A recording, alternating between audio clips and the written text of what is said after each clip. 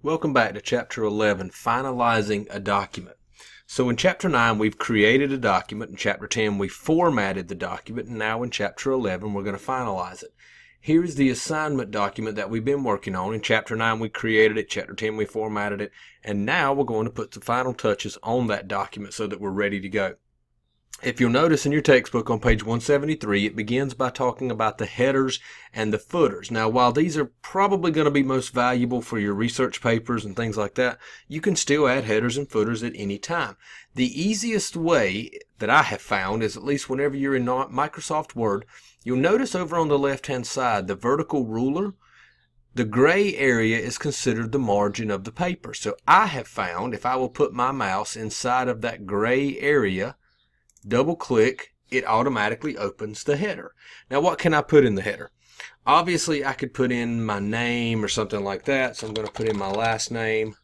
I'd like for my header to be right justified, so I'm going to go over to the Home tab and make it right justified. Go back to my Design tab.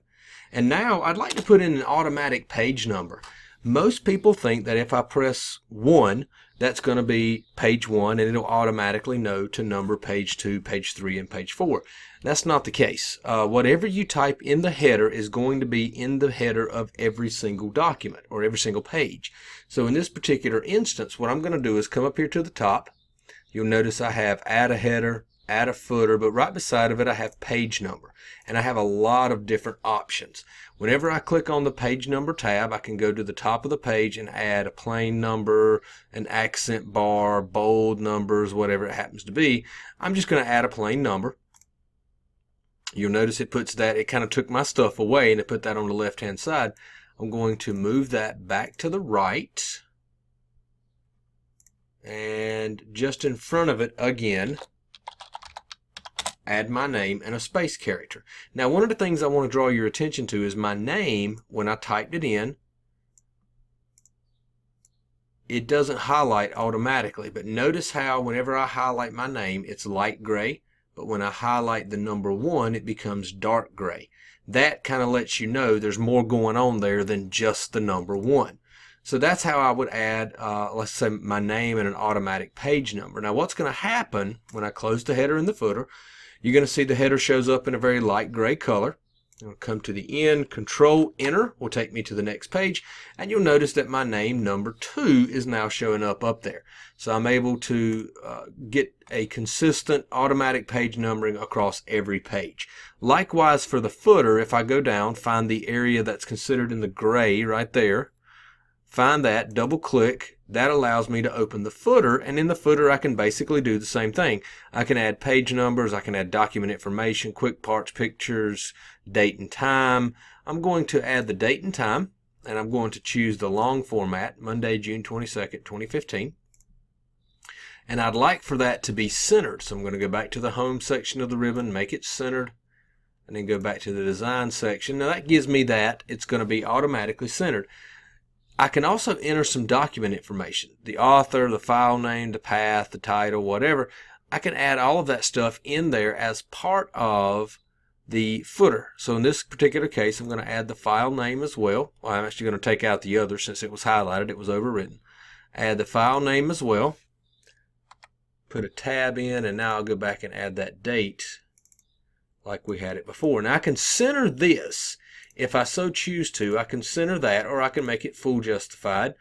Center is going to be my obvious choice here, so I'm going to tab it and space it out just a little bit. And that gives me the title of the document and the automatic date and time, the insertion of the date and time. Now I want to make these italics. So when I click on the italic, it's going to make them both italicized. I'm going to shrink the font just ever so slightly. And now when I close the footer, that's going to be at the bottom of every page. Again, if I come to the end, press Control Enter, I'm going to get that automatic section or automatic page numbering at the in the header, and scrolling down to the bottom, you'll notice I'll get that automatic footer as well. So I have a lot of different things that I can do, options that I can add inside the header and the footer, and I have found that probably the easiest way is to just go into the gray section, the margin section, if you will. Go into that section, double click, it's going to open the header or the footer depending on where you are.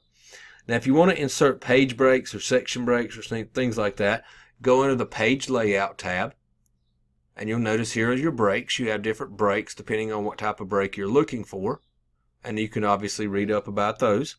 How about inserting a photograph into the document? Well, in this particular case, I'm talking about the Gettysburg Address. So it only stands to reason that I would love to have a picture of Abraham Lincoln inside of my document. So I'm going to go to Google Images and do a search for Abraham Lincoln.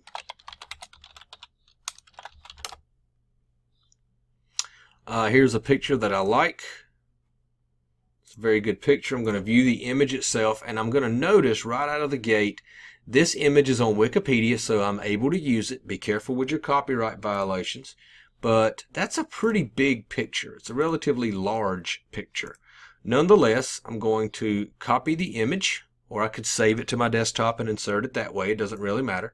I'm going to copy that image and paste that image in.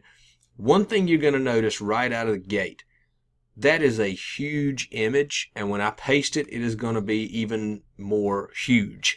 So whenever you insert a picture or an image into a document, if you'll click once on the image, grab the top right corner and pull towards the center, it'll automatically resize that image and make it smaller. Now, understand this. It will make the image size appear in the document smaller, but it will not make the overall size, megabyte-wise, of the image any smaller. So while this looks like a relatively small image on this document, I can promise you that whenever I save the document, the size is going to be the same as if I had this entire image blown up to page size. So understand that where the people say a picture is worth 1,000 words, in some cases it can be worth thousands of kilobytes, even somewhere upwards of several megabytes. So I have my document, I have my header, I have my footer, I've inserted this nice little image. There's some other things I can do with this image as well. When I click once on the image, I get this new item up on my ribbon. I can remove the background, adjust for color, add artistic effects, everything from mosaic to anything like that. I can compress the picture, which is going to help make the size of the image smaller. It's going to keep the overall file size smaller. Reset the picture, change the border. Let's say, for example, I like this circular beveled oval black. That's going to change the overall picture. Give it a simple border, a fancy border, and I'm spilling over to the next page. Add in a specific border, change the position, wrap text through the border, change the picture layout.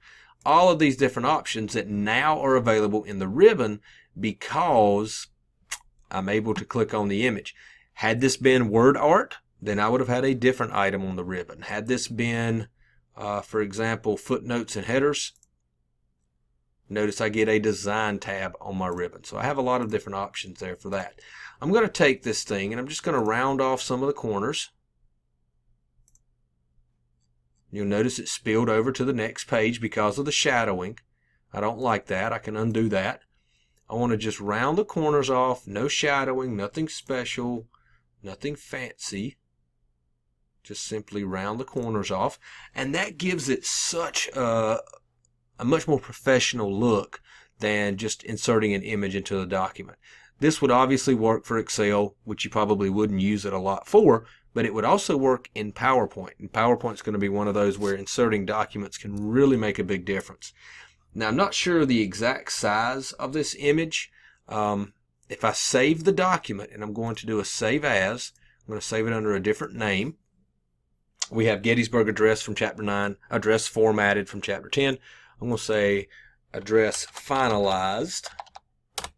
When I save that document, the size of the document could be quite large.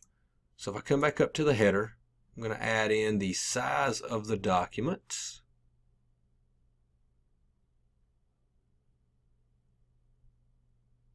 And it won't let me do that, but nonetheless, I can promise you the size of the document is going to be quite large.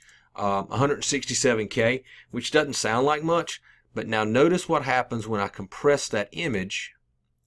I should get a much smaller size.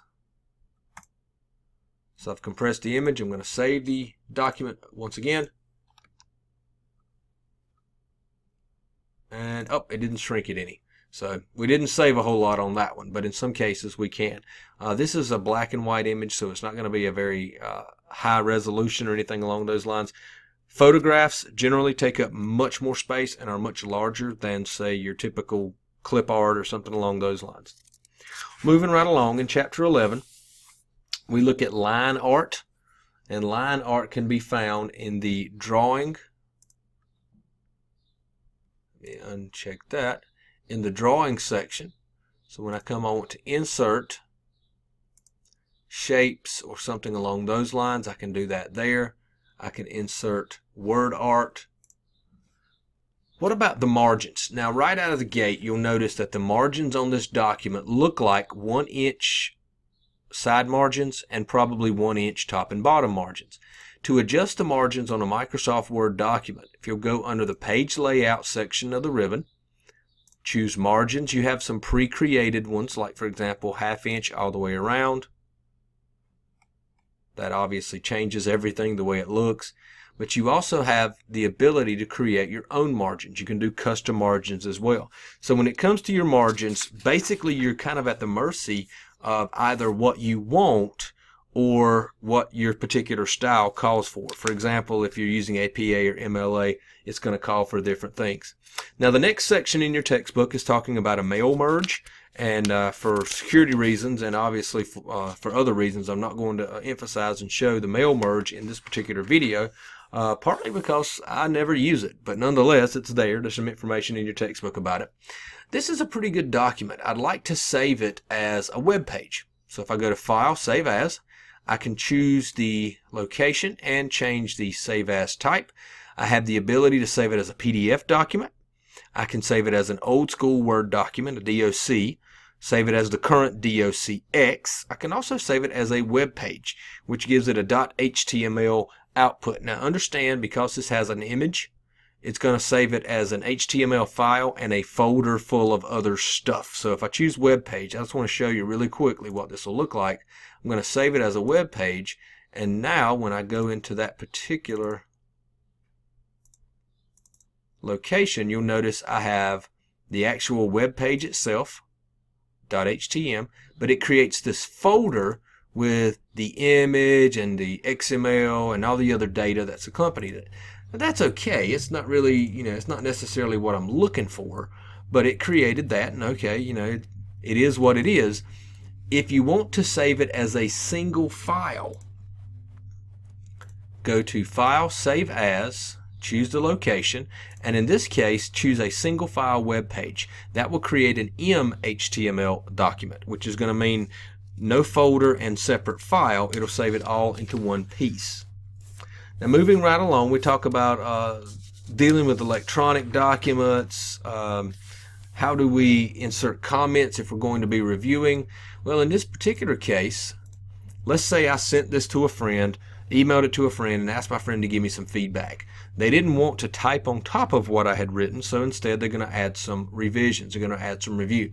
Whenever you're opening a document or dealing with a document that is electronic, if you'll go in Microsoft Word up here to Review, you can add comments. For example, these, while they look like grammatical errors, they are exactly as written. So I can, if my friend wanted to, they could come in and add a comment, and about this they would say something like check on grammar. When they save that document and email it back to me, I would open it and I'd see this little box off to the side. Click on the box and I can see that Daryl Matthews a few seconds ago, or it would actually have the date and time, made the following comment. Well, I have some options. I can move that, size that, close that, or actually highlight that and remove, delete, or whatever those particular comments. So in this case, I've read the comment, I know that I'm correct, so I'm going to delete that particular comment. Now what if I wanted to send them the document and allow them to make those revisions and make those reviews, but at the same time do not allow them to edit the document? I don't want them to accidentally come in here and take a space away or something like that. To do that would be actually quite simple. Inside of the Review tab, come up here to Restrict Editing, and it gives you the ability to limit the formatting to editing restrictions and then start the enforcement. So